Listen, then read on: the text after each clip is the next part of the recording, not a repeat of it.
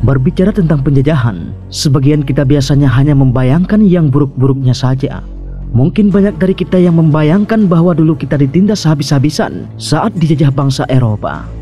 Padahal, penjajahan di Indonesia itu tak lebih hanyalah kemesraan antara elit-elit asing dan para komprador semata. Sejatinya, jumlah orang Belanda di kala itu tak terlalu banyak bila dibandingkan dengan jumlah orang Indonesia. Hal ini diperkuat dengan fakta bahwa ketika Sumpah Pemuda pada tahun 1928 diucapkan, sebagian besar orang yang bekerja di kantor pemerintahan Hindia Belanda adalah orang berkulit coklat. Bahkan, sebagian besar mereka kesini hanya semacam perjalanan dinas saja, yakni ketika pekerjaan mereka selesai, mereka pulang ke Belanda lagi. Yang membedakan antara sebelum dan sesudah merdeka, sejatinya hanyalah hukum saja. Setelah merdeka kita memiliki kedaulatan, sehingga kita bisa mengatur hukum negara kita sendiri. Sedangkan sengsaranya bangsa kita setelah merdeka kurang lebih sama seperti sebelum merdeka. Kita mengatakan demikian karena kita punya sumber daya alam yang berlimpah. Namun ironisnya, rakyat di negara kita masih banyak berada di bawah garis kemiskinan. Tapi apa jadinya kalau seandainya kita tidak pernah dijajah bangsa Eropa? Mari kita membayangkan. Pertama, Indonesia tidak mungkin terbentuk. Kerajaan-kerajaan sebelum kedatangan bangsa Eropa selalu mencoba menaklukkan Nusantara. Akan tetapi, tidak pernah berhasil. Nusantara yang konon sempat dikuasai Majapahit pun berbeda dengan Nusantara yang sekarang. Jika Indonesia menjadi negara dengan mengikuti wilayah, sebagaimana wilayah kekuasaan Majapahit pada masa Raja Hayam Wuruk, beberapa wilayah di Filipina akan masuk wilayah Indonesia juga. Namun, karena penaklukan Nusantara dilakukan melalui kekerasan dan tidak ada kepentingan bersama, seperti saat mengusir penjajah, maka Nusantara akan sangat rentan pemberontakan. Bahkan, nama Indonesia juga pemberian dari bangsa Eropa. Jadi, kita tidak mungkin menjadi Indonesia tanpa dijajah bangsa Eropa. Di urutan kedua, kita tidak akan menggunakan alfabet Latin. Kita pasti tahu negara Thailand. Iya, Thailand adalah satu-satunya negara di Asia Tenggara yang tidak pernah dijajah oleh bangsa Eropa. Mungkin karena itulah, alfabet asli milik mereka pun kini lestari dan mereka gunakan dalam kehidupan sehari-hari. Lalu sekarang bayangkan, apa jadinya bila Indonesia tidak pernah dijajah oleh bangsa Eropa? Sebelum kedatangan bangsa Eropa, kita tidak pernah mengenal alfabet Latin.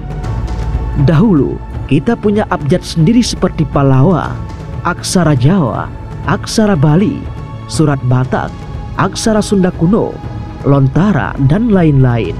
Masyarakat kita baru mengenal alfabet Latin setelah kedatangan bangsa Eropa. Dahulu, penjajah dari negeri asing itu kesulitan berkomunikasi dengan masyarakat kita, sehingga mereka pun mengajarkan kita alfabet Latin.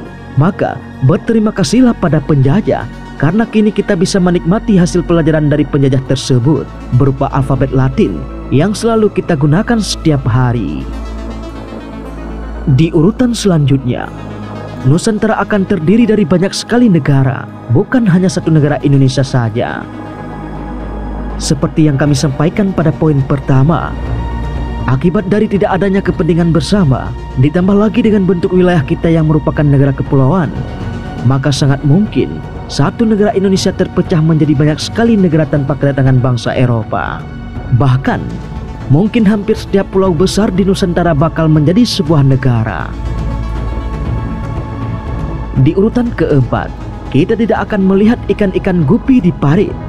Ikan-ikan kecil yang sekarang hidup subur di setiap parit itu adalah spesies asli dari benua Amerika. Ikan-ikan itu dulunya dibawa oleh orang Belanda sekitar tahun 1920-an. Awalnya, ikan gupi adalah ikan hias yang biasa dipelihara oleh orang Eropa di dalam akuarium. Akan tetapi, kemudian dilepaskan di alam bebas. Kemungkinan tujuannya untuk mengurangi populasi nyamuk. Entah bagaimana, ikan gupi ternyata sangat cocok dengan kondisi perairan kita, sehingga saat ini kita bisa menjumpai ikan gupi hampir di setiap parit atau sungai. Di urutan kelima, tidak ada singkong. Singkong atau ketela pohon pada mulanya adalah tanaman dari benua Amerika.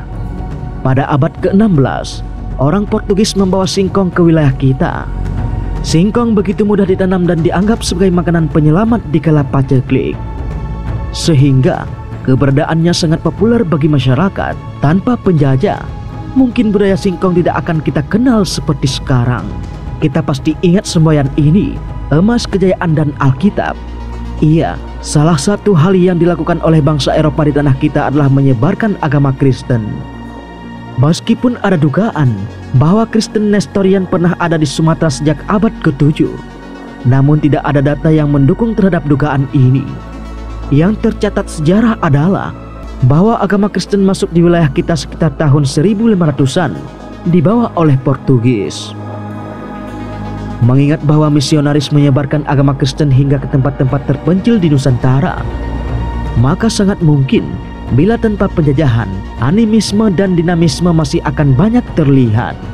Nah, begitulah seandainya Indonesia tidak pernah dijajah bangsa Eropa, itulah yang akan terjadi.